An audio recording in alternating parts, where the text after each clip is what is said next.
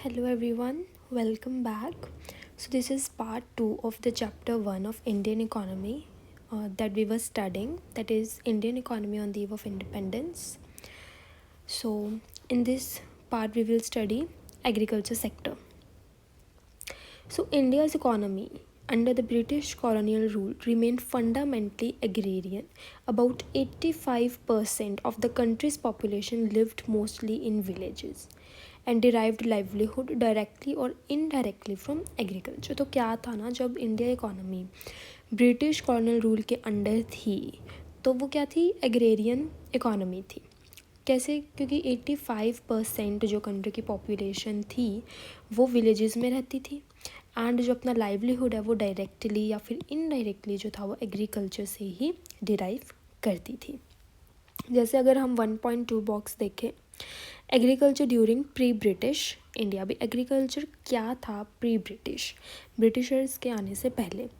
So the French traveller Bernier described 17th century जो थी ना बंगाल की in the following way: the knowledge I have acquired of Bengal in 2 visits inclines me to believe that it is richer than Egypt. उनका कहना था कि जो मेरी 2 विजिट्स रही हैं ना बंगाल में, उससे मुझे ये बिलीव हुआ है कि जो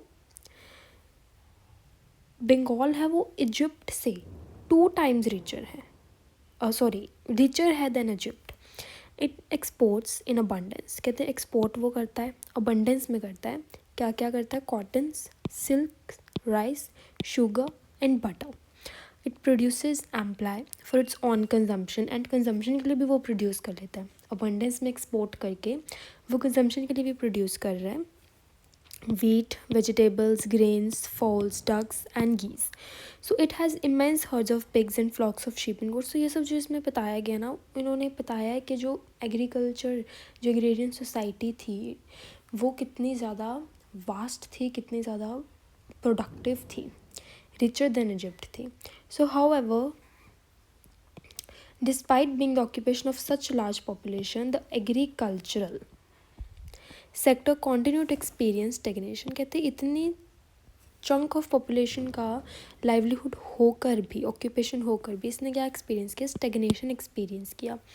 and not infrequently unusual deterioration भी इसने एक्सपीरियंस की. सो जो एग्रीकल्चरल प्रोडक्टिविटी थी वो लो हो गई थी.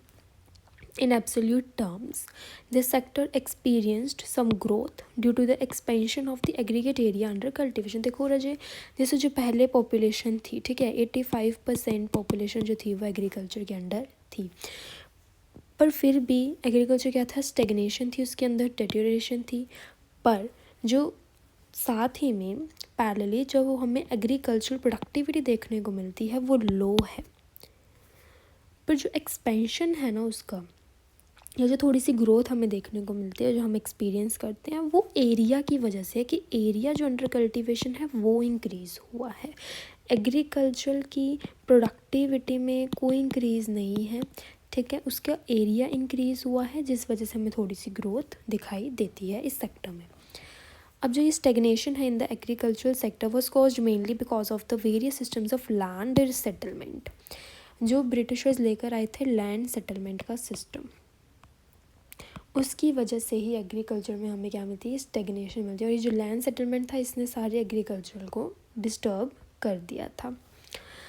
Particularly that were introduced by the colonial government. जैसे कि ज़मींदारी सिस्टम, ये मोस्ट इम्पॉर्टेंट है. ये इसकी डेफिनेशन ये शॉर्ट में भी आ जाता है कि ज़मींदारी सिस्टम क्या होता है.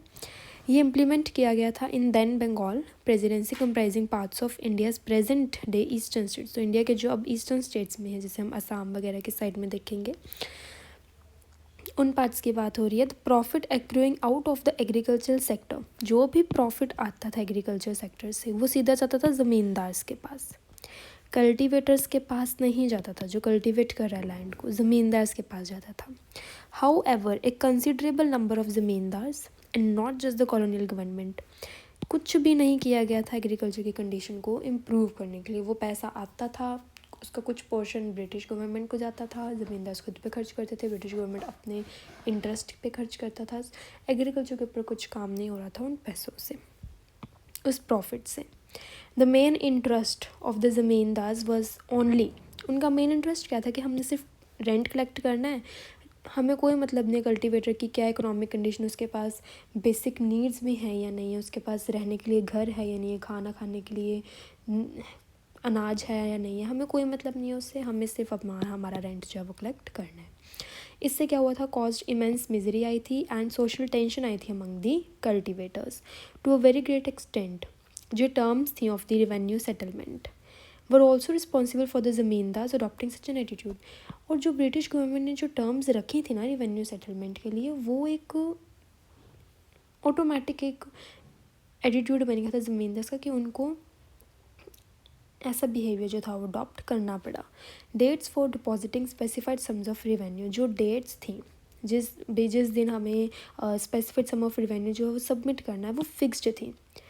Fehling which the zamindars were to lose their rights, और अगर वो उस फिक्स डेट पे रेंट नहीं पहुंच जाते थे ब्रिटिश गवर्नमेंट को, तो उनको उनके राइट्स जो है वो खो देंगे, उन राइट्स को, वो ज़मींदार्स नहीं रहेंगे। इसके अलावा इस तरह तो इन्होंने एक्सप्लॉयटेशन करी थी कल्टीवेटर्स की एग्रीकल्चर की। इसके अलावा क्या था, टेक्नोलॉजी के लो लेवल्स थे, लो लेवल्स ऑफ टेक्नोलॉजी थी, लैक ऑफ इरिगेशन फैसिलिटीज़ थी and negligible use of fertilizers था। All added up to aggravate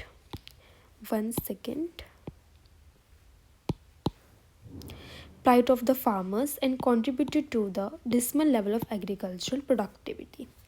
There was of course some evidence of a relatively higher yield of cash crops. Cash crops में तो higher yield का evidence होना तो था ही, क्योंकि Britishers ने क्या किया था, ब्रिटिशर्स ने फूड क्रॉप्स से शिफ्ट करवा दिया था कैश क्रॉप्स में। That is commercialisation of agriculture. In cash crops को फिर आगे एक्सपोर्ट कर दिया जाता था ब्रिटेन में ही, राइट। बट कहते ये जो शिफ्ट था कैश क्रॉप्स में, this could hardly help farmers in improving their economic condition, पर इस चीज़ ने फार्मर्स की इकोनॉमिक कंडीशन को हेल्प नहीं किया। Instead of producing food crops, now they were producing cash crops which were to be ultimately used by British industries back home. जैसा मैंने कहा कि ये कैश क्रॉप्स कहाँ जाते थे, ये ब्रिटेन में ही तो जाते थे। सो डिस्पाइट सम प्रोग्रेस, थोड़ी सी प्रोग्रेस की गई थी। इरिगेशन वो भी किस लिए की गई थी, ये जो प्रोग्रेस की बात हो रही है किस लिए की गई थी, कैश क्रॉप्स की कल्टीवेशन के लिए, उनके खुद के इंटरेस्ट के लिए। सो India's agriculture was starved of investment in terracing, flood control, मतलब इन सब सेक्टर्स में जो हमें चाहिए था मैकेनाइजेशन, इन सब में इन्वेस्टमेंट बिल्कुल नहीं की गई। टेरेसिंग में, फ्लड कंट्रोल में, drainage and desalinisation of soil में। So while a small section of farmers ने अपना क्रॉपिंग पैटर्न चेंज कर दिया, फूड क्रॉप से वो कैश क्रॉप में शिफ्ट हो गए थे। अ लार्ज सेक्शन जो था टेनेंट्स का, स्मॉल फार्मर्स का, वो क्या थे, ना तो उनके पास रिसोर्सेज थी, ना ही उनके पास टेक्नोलॉजी थी, एंड कहीं ना कहीं वो अवेयर भी नहीं थे, nor had incentive to invest in agriculture. So this was the condition of agriculture sector during the British rule.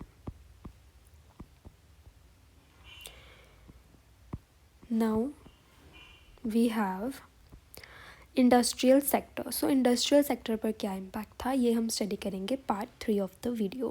Please like my video, subscribe to the channel and आप इससे अपने फ्रेंड्स में भी ज़रूर शेयर कीजिए। Thank you.